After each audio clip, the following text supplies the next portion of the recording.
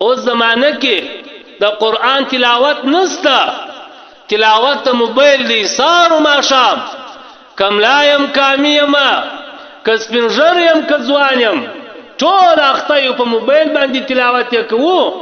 نو دا دی چې په هیڅ کور کې نور نسته، په هیڅ کور کې رحمت نسته، په هیڅ زړه کې سکون نسته. هر سړی چې ویني چې راځي هغه وایي موږ به اتفاق یو، څاښت راکه تعویض راکه دوه راوښیه، زوی نه سره چلیږو، لور مور وایي موږ نه سره چلیږو، کلیوال وایي موږ نه سره چلیږو. دا ولې؟ خو دا د قرآن تلاوت نسته، دا په قرآن عمل نسته. نو بجای رحمت هغه د الله جل وعلا شانه عذاب دا دی راوړي پر انسانانو باندې.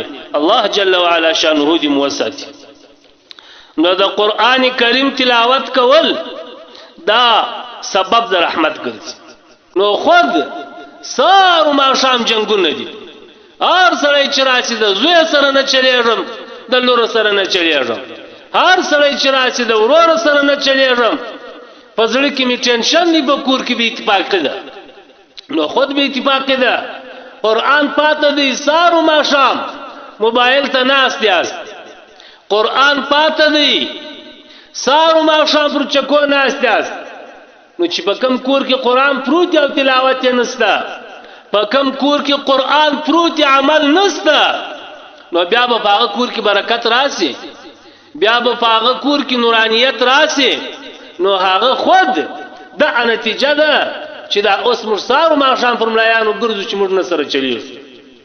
کشران چې مازې پیدا سو پر پښو ولاړ سول، موږ وایي درځه دا تعلیم په کوو چې شروع یې د سپي او د پشي د نومانو څه کېږي. پشي ته په انګلیش کې چش وایي، سپي ته په انګلیش کې چش وایي. هغه بیا دا دی چې غټ سو امې مینه او شوق د سپي او د پشي سره ده.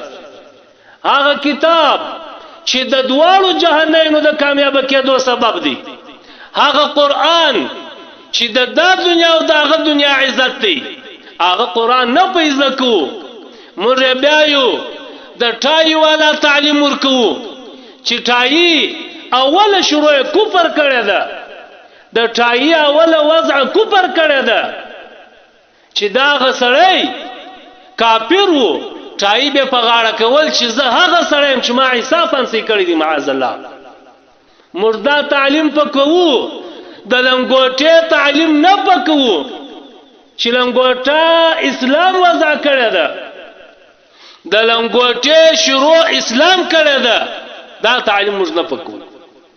نو چې قرآني تعلیم نه ورکوې او انګریزی تعلیم په کوې، بیا به نتیجه دا لکه اوس چې پلار هیڅ پلار دا د زوی څخه خوشحاله نسته. که اوس قسم وکم چې یو څوک خوشحاله دی راولاړ دي، چې خوشحاله سړی نسته، په دا وجه نسته قرآن یې زده نه دی ستا د زوی، یا یې زده دی پر دکان ورته خشمېږي چې ولې نه ځې، پر باغ ورته خشمېږي چې ولې نه ځې، خو د قرآن پر تلاوت نه ورته خشمېږي چې زوی ولې تلاوت نه کوي، لورې ولې تلاوت نه کوي، بیبي ولې تلاوت نه کوي. نو دا موږ نه کوو.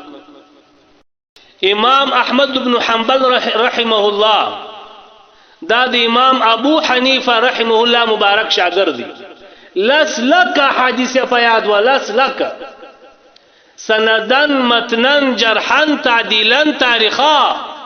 ار حدیث چې بیا وایه د حدیث سند بیا وایه چې ما ته فلانی ویلی دی، هغه ته فلانی، هغه ته فلانی، هغه ته رسول الله صلی الله علیه و آله وصحبه وسلم مبارک ویل. بیا د حدیث توري ویل چې دا حدیث توري دا دی.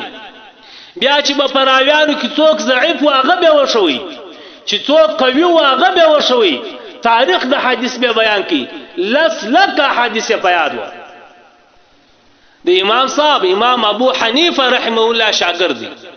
دا امام احمد بن حنبل رحمه الله الله جل وعلا شانه بلا کیف خوب ولیدی. سوال یې ځنې وکړي، یا الله یا ربي ما افضل ما تقرب به المتقربون اليك. یا الله بهتر عبادت کم عبادت دی چې تا ته انسان د هغه عبادت په سبب سره در نږدې کیږي. بهتر عبادت څوک دی؟ چش دی؟ الله پاک بلا کیف تو فرمایل بکلامی یا احمد زما په کلام سره په قران سره ماته انسان را نږدې کیږي زما د قران په تلاوت کولو سره را نږدې کیږي زما په قران سره د عمل کولو سره را نږدې کیږي